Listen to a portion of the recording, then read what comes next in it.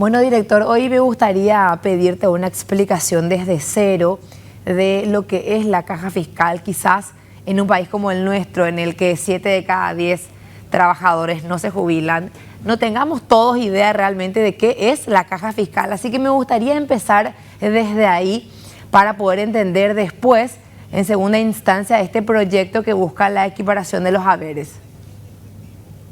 Ya, muchísimas gracias. El sistema de jubilaciones y pensiones del sector público, conocido coloquialmente como caja fiscal, es el sistema donde aportamos todos los funcionarios públicos. Tenemos el programa civil y el programa no civil. Dentro del programa civil estamos todos los funcionarios de carrera, los docentes del Magisterio Nacional, que son los docentes del MEC, los docentes también universitarios, los magistrados judiciales, los médicos. Todos los funcionarios públicos aportamos dentro de la caja fiscal en el sector civil. Y por otra parte tenemos el sector no civil, donde están las fuerzas públicas, en este caso los militares y los policías. Entonces la caja fiscal se divide en dos grandes programas, el programa civil y el programa no civil.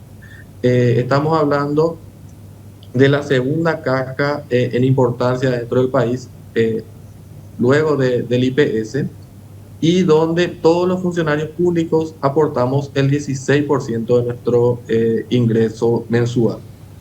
Entonces, esa es la caja fiscal, es la caja donde aportamos los funcionarios públicos, donde se tiene alrededor de 230.000 funcionarios en actividad y cerca de 60.000 jubilados. Bueno, y con esta descripción entonces, 230.000 trabajadores activos, 60.000 jubilados aproximadamente, por favor recordarnos estos números de cuánto es normalmente el ingreso que tiene el aporte de los activos y lo que llevan los gastos para pagar a los jubilados del sector público. Perfecto. Ahí, como mencioné, los dos programas tenemos déficit en el sector no civil, en las fuerzas públicas, que el año pasado estuvo en torno a los 130 millones de dólares. Entonces, los ingresos son insuficientes para cubrir el nivel de los beneficios de las jubilaciones y estamos hablando de un déficit, como les mencioné, en torno a 130 millones de dólares. Por otra parte, dentro del sector civil, tenemos el sector de Magisterio Nacional, los docentes, que también tienen un déficit, que el año pasado estuvo en torno a los 100 millones de dólares. Ese déficit del sector docente se cubre con el superávit de los demás sectores que componen el programa civil. Entonces, el superávit que tiene la administración pública y otros sectores cubren el déficit de los docentes. Pero el déficit que se tiene dentro del programa no civil de las fuerzas públicas se cubre con impuestos. Si miramos el sistema como un todo, el año pasado cerramos con un déficit en torno a 126 millones de dólares y sumado a eso se debe considerar las transferencias de cargos vacantes que hace el Tesoro Público, que fue de 84 millones de dólares. Entonces el déficit del sistema estuvo en torno a 210 millones de dólares. Bueno, entonces, a ver si entendimos bien, poniendo en el escenario los distintos sectores, les tenemos a los docentes que tienen un régimen distinto, tienen la posibilidad de jubilarse antes que los demás trabajadores del sector público y que tienen los demás trabajadores esa situación de superávit. Y en el otro lado les tenemos a los policías y los militares, entonces con un déficit mucho mayor, porque allí sí es más fácil que pasen a retiro y ahí automáticamente la jubilación. Con este panorama de un déficit de más de 100 millones de dólares al año, ¿cómo viene en esta historia a impactar este proyecto de ley que busca equiparar los haberes de los jubilados con los trabajadores activos, director? Y justamente, Gladys, esa era nuestra mayor preocupación en un sistema ya deficitario, donde el déficit año a año va creciendo. Hacer este tipo de modificaciones a la normativa lo único que haría es empeorar la crítica ya situación financiera que tenemos hoy.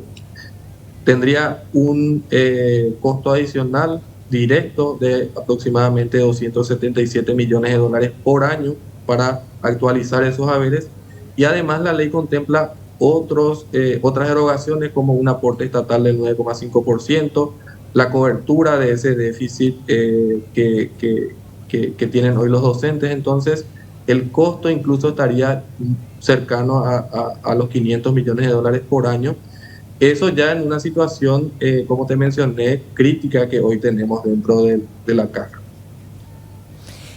Hoy podemos mencionar algunas razones más allá de las financieras para objetar esta iniciativa, director. Y lo consulto honestamente desde el desconocimiento porque, a ver, en el sector privado es verdad, los trabajadores aportamos un 9% de nuestro salario todos los meses y 16,5% aporta el empresario, la patronal. Pero eso es el sector privado. El Estado finalmente tiene como patrón ¿a quién?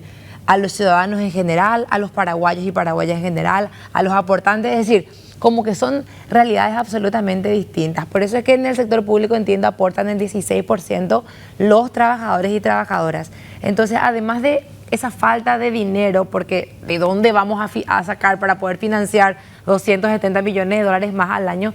¿Hay algunos otros puntos a considerar en cuanto a estas diferencias, digamos, o desigualdades que se podría crear en el sistema de pensiones? Y justamente, Gladys, ahí es importante volver al inicio de esta situación. En el año 2003 se aprueba la reforma de la caja fiscal, donde se establecen parámetros generales y tasas de aportes homogéneas. Es decir, todos los funcionarios públicos aportamos el 16%. Y la reforma del 2003 establecía parámetros para la jubilación. Sin embargo, desde 2003 en adelante se han aprobado 12 modificaciones de la ley que lo que hizo fue crear subregímenes. Entonces hay diferentes subregímenes con diferentes parámetros para varios sectores. Entonces hoy tenemos el sector de guardaparques, patrulla caminera, los médicos, bioquímicos, psicólogos, los docentes universitarios. Cada uno de estos sectores tienen parámetros diferentes y de esta manera el régimen general opera para muy pocos funcionarios. Entonces tenemos ese desbalance donde las tasas de aporte son homogéneas, todos aportamos el 16%, pero los parámetros y los beneficios jubilatorios son muy diferentes.